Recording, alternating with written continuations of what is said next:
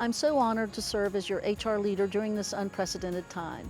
I have appreciated the spirit of our employee base as you've handled change after change over the past few months. It's been an unsettling time, certainly, but when you have employees who are doing everything they can to get the job done, whether they're working from home or from the office, it definitely means a lot to those who you are working so tirelessly to serve. We continue to move toward a full reopening following the directives that come from the state's Department of Administration. They set the dates for each phase using information from DHEC and the CDC to determine when it is safe for us to move forward. In preparation for your return to work, the college has made sure that all recommended safety measures have been put into place. We require face coverings such as masks to be worn by everyone on all campuses, whether outside or in. The only exception is when you are working alone in an enclosed space. We ask that everyone maintain a 6-foot distance from others. That is the amount of space that helps us avoid close contact with others. Classrooms and meeting spaces have been adjusted to maintain this distance. And where we can't maintain that amount of space, we've installed plexiglass barriers to protect our employees and those we serve. We've taken care to clean and disinfect, especially high traffic areas. We've asked employees to play a part too, wiping shared surfaces and workstations between users, keeping high touch areas clean, and taking care not to touch surfaces when that can be avoided. We're doing everything we can to keep people safe on campus, and we ask that you do everything you can to maintain safety when you're away from work.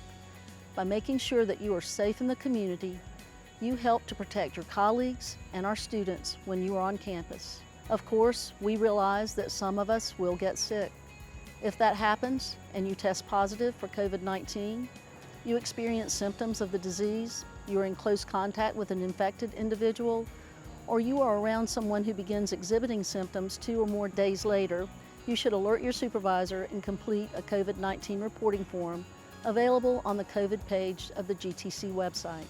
When you submit a form, all information is completely confidential.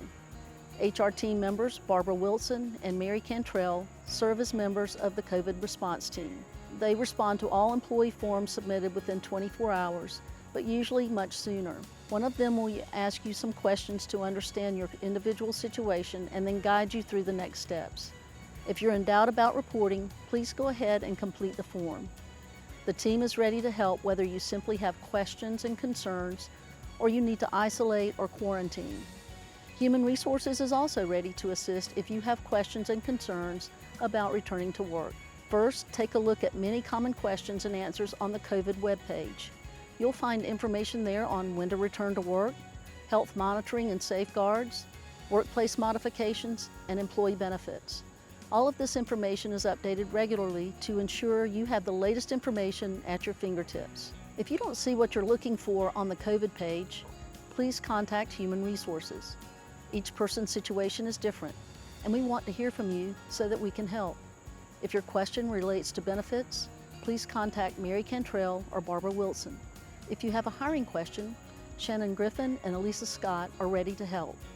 And if you're not sure who to contact, please give Sabrina Elliott a call. Sabrina will listen to your needs and connect you with one of our HR professionals who can assist in an effort to meet your needs. Thank you once again for your many contributions to the college. You make me very proud to be part of this team. Together, we can stay GTC strong.